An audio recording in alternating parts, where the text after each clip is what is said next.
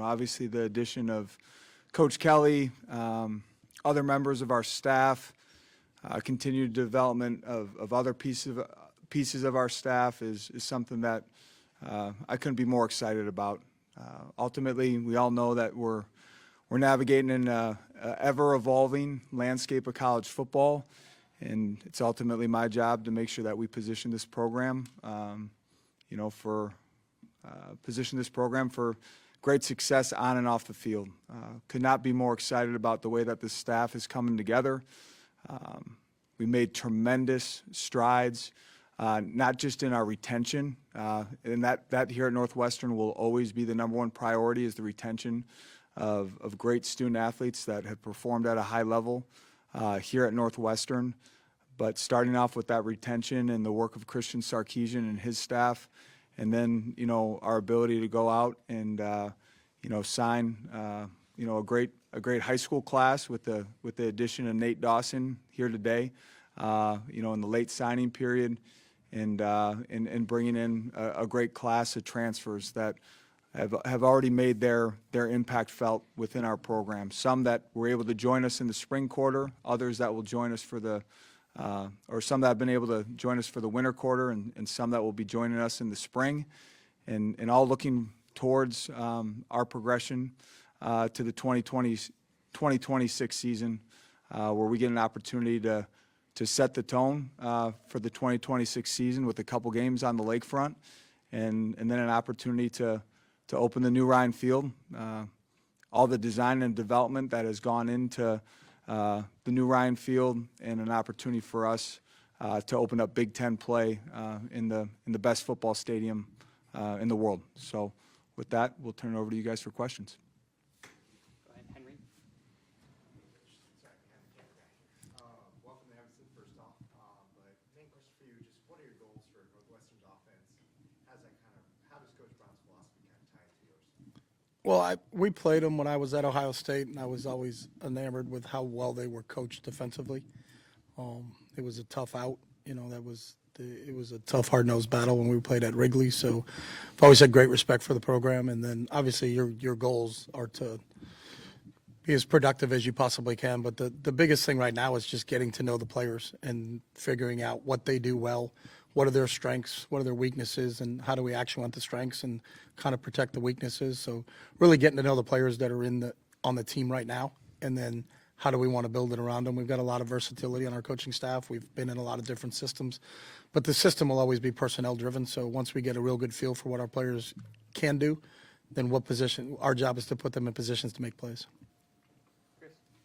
Chris, Chicago.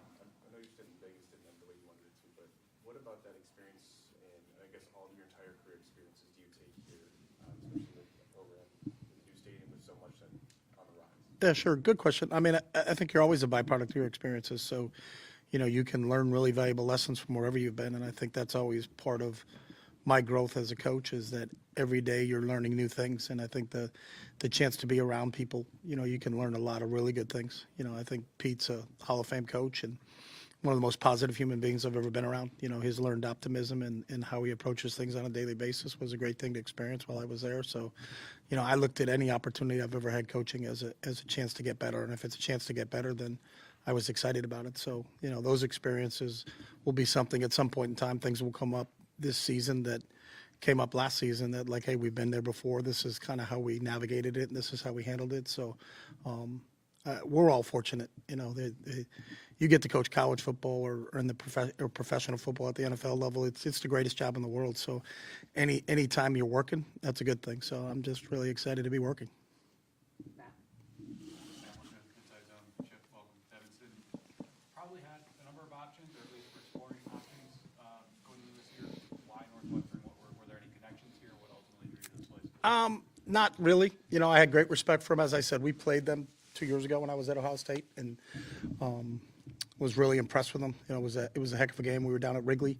I've known Mark Jackson for a little bit, but not really. I've never worked with Mark, and so I knew of him, and I knew people that knew David. The coaching fraternity is really small, so very easy to get intel on anybody in terms of people that have worked for him and what his success had been everywhere he's been. And then just meeting them, and getting a chance to have real good conversations about what their vision was for this program and kind of where they see it headed. And that intrigued me, and that was it. And then I also know the type of student athlete that you get to coach here. Kids are really serious about everything that they do if they decide to choose to come to Northwestern, whether it's academically or athletically, and I think that was something that I was intrigued with. And so, as I looked through everything, this was, a situation that you got excited about. You're excited about moving into a new stadium, excited about, an up-and-coming team. And I think the landscape of college football has changed, as everybody knows. So, it's a chance to start with a really good program with really good people. And that's what it was about. I wanted to be around really good people. And everything that I've experienced since I've been there has kind of really made me feel that was the right decision because there are really, really good people here. Dan. Leanne Miller from ABC7. Welcome, Chip. My question is actually for Ted this time. You were very clear last year about where you want to take this program. Why is he the right hire to help you get closer to your goals? Yeah. At the end of the day, I think it's really easy to look at, Chip's experience and say, absolutely, without a doubt, the right person to be leading our offense. But just like Chip alluded to, it was about making sure that, this was the right partnership. It does come down to people and an opportunity to spend time with Chip. What I knew about, having had an opportunity to coach against him, to see what he had achieved, whether it be in the NFL, his time at Oregon, his time at UCLA, his time at Ohio State, the mesh of the person that he is, what he stands for, what's important to him, and his football expertise. It was very clear to me that he was the right person at the right time for Northwestern football. Ted. Coach Kelly, congratulations, welcome aboard. Thank you. Ted All with WGN Radio. I want to follow up on the very first question. Did I not do a good job answering it? Pardon me? Did I not do a good job answering it? Okay. I'm just trying to learn, so. You've been here for about 5 weeks. Yeah.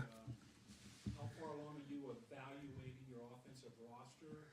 And have you started to talk what level with your quarterbacks? Not very far. I think just because of how the calendar went for us, when we got here, it was, I think, the opening day of the portal.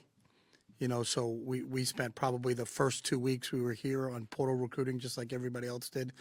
And then on January 15th, we all went back on the road. So I was on the road from the 15th to the 31st. So actually wasn't, we did our local days first. So we got a chance to get around Illinois and see all the top prospects in the area. And there are a lot. And that was exciting. And then we kind of branched out to see the players that were already offered, that Coach Brown and his group have already offered. So we got a chance to go visit with those guys and see everybody. And then literally just got back in here last Saturday. So we've been back on campus for about 3 days. And at this point in time, the observations and evaluations, we're studying film of what they've done, but just watching our guys at workouts with our strength coach and run around the field doing, really not football activities, but just strength and conditioning and observing them that way. So we're really in the infancy stage in terms of evaluating them offensively, and we really won't get a real good beat until we get on the field for spring ball, which will start sometime in the month of March, and actually get on the field and get a chance to work with them. Chip Adams with ESPN, welcome. You guys have been part of the programs that have competed at the very highest level. Won a national title, played for another one. What about those experiences can you apply here to a program that's trying to elevate, get closer to that level? Yeah, good question, Adam. I think just understanding, I think I went there when I was at Oregon and we lost, but it was different. That was the BCS and it was just 2 teams. And then, the first team that went to a 12-team playoff was when I was at Ohio State a year ago. So understanding what that takes, and I thought Ryan did a great job of planning for the long term, having 2 running backs. Both ended up running for 1,000 yards, but how you maintain those guys during the season, because knowing that when you got to the end of a 12-game season that we potentially have 4 more games left, so it's different now than it was even when the first time I went. So I think understanding the length of the season and things like that are some experiences we have of how to practice and how to peak at the right time and how to make sure that when you get there, you're not limping to the finish line, that you you've got some health concerns. You know, that's obviously dependent on your depth, but I think some of those experiences will be applicable, hopefully sooner rather than later. Matt? Coach Bob, in the past, for your transfer cycle, you've had some obstacles from the academic calendar with Northwestern's winter quarter. It seemed this cycle you're able to bring in a wide range of guys. How has Northwestern bridged the gap to be able to bring in transfers, even if they're not immediately enrolling in that? Yeah, it really starts off with, Mark Jackson's leadership, and, the collaboration that he's created on campus, the conversations, and just, really having open conversations about what this new landscape looks like and, what the requirements are for us to be competitive in this landscape while still staying true to Northwestern values. And there's so many people that deserve credit for the progress we've made in that space, in our athletic administration, within on campus, our relationships with admissions, that ultimately, like, those are solely admissions decisions, but just working through the process and the timing and the onboarding of new students. I'm really proud of the progress we've made, and also I'm excited for the continued collaboration and conversation, how we can continue to improve and also adapt to a landscape that seems like it's changing daily. What does it look like academically and athletically for players that are enrolled in winter quarter but are enrolled with Northwestern to come in the spring? Yeah, ultimately, for a young man that makes a decision to come to Northwestern, but will not be in classes until spring quarter, those guys are in a little bit of limbo. There's things through compliance that we can do in terms of, them being able to step on campus, but they can't be involved in, team-related activities. And those guys are having to find ways to, really work through these weeks of finding ways to be prepared that when things get going in late March and the spring quarter begins, that they're ready to go for spring ball. Colleen? Coach Brown, you mentioned last month the advantage you think you would have in recruiting and in the portal, just having Coach Kelly on board. How have you seen that kind of play out? I mean, it's been tremendous. I mean, ultimately, great football players that want to reach their fullest potential, want to play and work with great coaches and great people. And, we have a lot of that here at Northwestern. Coach Kelly's experience is expansive, whether it be running offense or play calling, or as a head coach, something that we haven't mentioned. So excited for Chip to be leading our offense, but I'm also excited about all the conversations Chip and I are having about, program development. And, I'd be silly to sit up here and pretend like I have it all figured out as a head coach. As a head coach, you're trying to surround yourself with the best and the brightest. And I know I have someone sitting to my left that has done it at an extremely high level in terms of coordinating offense, but also as a head coach. And that's something that I know I'm growing in that area because he's in the building with me. We're growing together. But it was very evident with the hiring of Coach Kelly and other staff that came on board that, now we have an opportunity to have conversations with young men that want to reach their fullest potential as a football player, and they want to work with the best and the brightest, great people in the coaching space, and also young men that value this experience at Northwestern. They value this education. They value our values.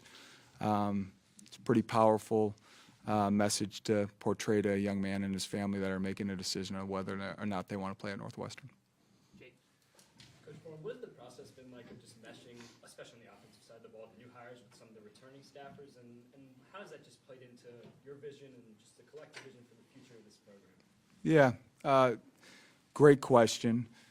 Ultimately, like, number one non-negotiable around hiring staff for me is, low ego, high output. We all have ego, but do you have the ability to check your ego at the door and put the interest of the team at the forefront of your thought process and put self-interest, at the back? And ultimately, are you a competitor? And whether it be new staff or staff that's been here for a long time, I know that we have a staff that possesses those two things. Low ego, high output, we got competitors. And ultimately, we have to view this through a lens of what's in the best interest of the program, both short-term and long-term. And if we're going to boldly state that the goal and expectation is to compete and win Big Ten championships, well, you know, if you're not on board with that vision, then you shouldn't be here. And if you are on board with that vision, you're going to be willing to adapt to change and understand that in change can be hard, but it also provides opportunity for growth. It's been fun for me to observe, you know, the collaboration and the relationships that are being formed on this entire staff, but especially on the offensive side of the ball. I would argue we got the best offensive staff in all of college football. And, you know, I could go over to the defensive side and brag about those guys as well, but feel like we're really positioned to do some special things, not just in 2026, but for a long, long time here. Sid. Hi. For Coach Kelly, I'm Sid Strong with the Daily Northwestern. You brought in Jerry Neuheisel to coach QBs, really beloved guy over UCLA, a guy you've worked with before.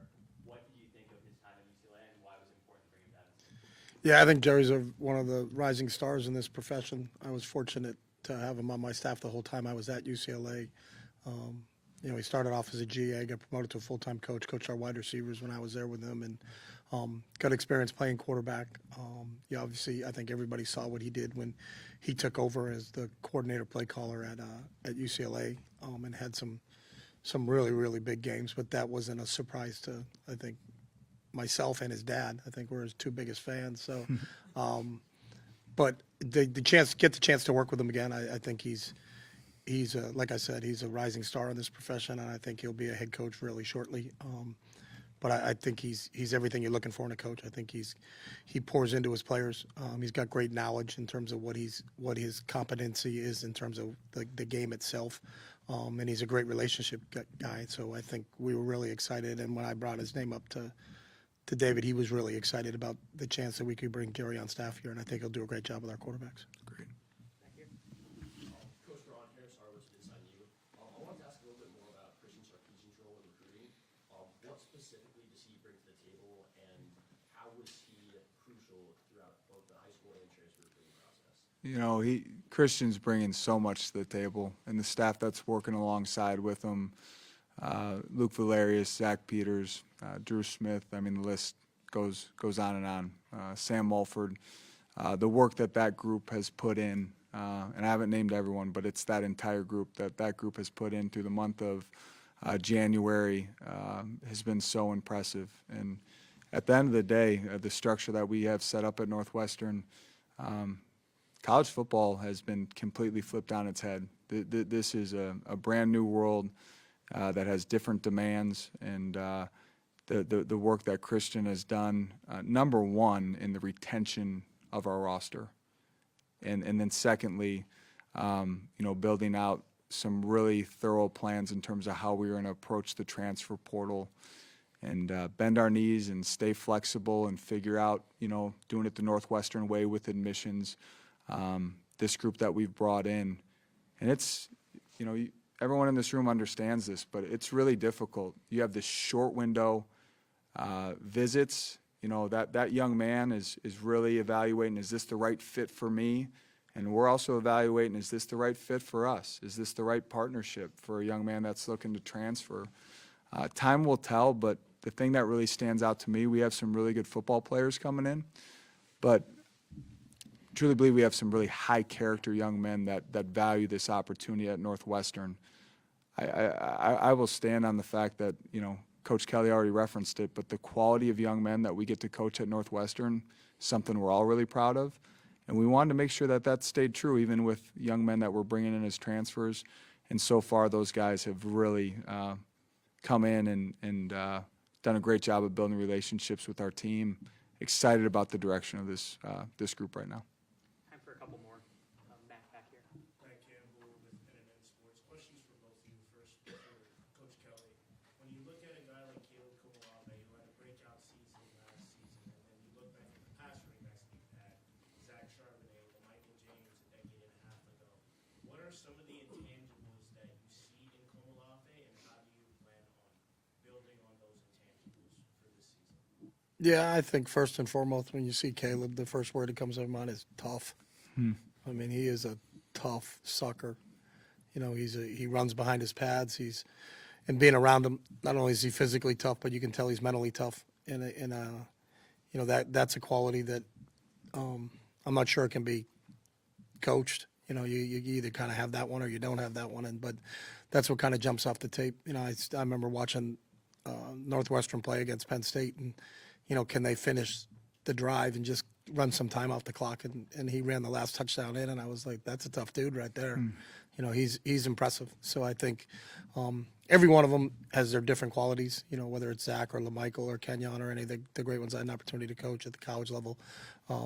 But he certainly, I think that toughness is the first thing that kind of, when I watch the tape and I've seen him, you know, that stuck out to me. And I think you can build around that because, you know, I think he has the ability to be both an inside and an outside runner because of his athletic ability. But, you know, there are some guys that like running outside a lot, but they don't like running up inside the tackle. And I think he kind of enjoys that. So excited to get a chance to work with him. And for Coach Braun, you made it clear that you want to win Big Ten championships. When you look at this season's schedule and you look at Indiana, Oregon, Ohio State, all on the road, and how tough of those challenges that those present, how do you characterize that and process that and go to the locker room and paint it as opportunities to grow into a Big Ten championship winning program? Great question. I'll first acknowledge that the Big Ten is the best football conference in the country, clearly. And I'll secondly say, you know, we all know what we signed up for, and we got a group of young men. You know, our core values, you know, gratitude, competition, and investment. We better live by those. But hey, I embrace it with a smile on my face and bring on the competition. You know, this is what we signed up for. We're grateful for that opportunity. Paul Banks of Sports Bank and USA Today draft wire. Chip, like Coach Braun just said, college football has been turned on its head in recent years. For as long as you've been doing this, how have you changed your philosophy, your approach, play calling, if you have changed with the times? Like, how would you define that? Yeah, I mean, you always have to change. I think every year is slightly different, and it should always be built around your personnel. You know, you could say, hey, we're going to throw the ball every down, but if you don't have anybody that's really good at catching it or anybody that's really good at throwing it, then probably shouldn't be doing that. You know, so I think it's really evaluating what your personnel is and putting them in the right positions where they have an opportunity to make plays. And I think that's where the evolution comes. And I also think you also have to know what you're facing. So do you have a plan to handle this? You know, you're seeing there's a lot of different defenses that people are playing nowadays, and there's a trickle-down effect, I think, from the NFL. You know, a lot more too-high defenses where you think you can run the ball, but then the fits are taking away the run game. So how do you exploit that? There's a lot more disguise going on now. There's a lot more people playing a wide variety of coverages, not just two. So you got to be able to handle things. Is it good versus middle closed defenses, middle open defenses, zero blitzes, quarters, because they do it all. So I think you have to adjust from that standpoint, you know, and I think that's the fun part of the game. You know, if you're a kind of an X and O guy and that stuff, it's those things and those challenges are the ones that really get you excited, you know, and I think in this league, as, you know, Bronny said about how good everybody is, I think from a coaching standpoint, you know, when you get to look at some of these defenses in this league, they're outstanding. And you get excited about that if you're a competitor that you get to go against those defenses. So I think you have to constantly change, not only over time from a year to year, but even sometimes week to week because of what you're going to face and how your players' strengths and weaknesses match up against your opponent's strengths and weaknesses. Coach Braun, two things first. Now that it's official, have you allowed yourself to picture what Friday Night Lights to open that stadium against Penn State will be like? And then secondly, do you have a DB's coach hired yet to replace Arnold Barnett? To the first question, I haven't really given myself that opportunity yet, but you know, you even just mentioned it, Matt. Gives me goosebumps. You know, as a coaching staff and as a program, we're gonna have to do a great job of just focusing on week one. But for us not to be excited as an entire program and entire Northwestern community about the opening of New Ryan Field, with a Big Ten matchup against Penn State on a Friday night, Like, I can't contain my excitement about that opportunity. And it's our job over the course of the month of February, March, April, May, June, July, and August to make sure that this football team is positioned to really bring, our fan base and then the new Ryan Field to life. Around, the defensive staffing, change can be hard, but it does come with opportunity. And, with the departures of Christian Smith and Harlan Barnett, it's really allowed us to evaluate what's best moving forward in this landscape to support our defense and support Tim McGargle as our defensive coordinator. I'm really excited about where that's at. We have some really good coaches in this program that, we've talked to about potentially elevating their roles within the program. And still talking to a few, coaches out there with a defensive background and seeing how all that pieces together and fits. But to answer your question directly, we have not made a hire.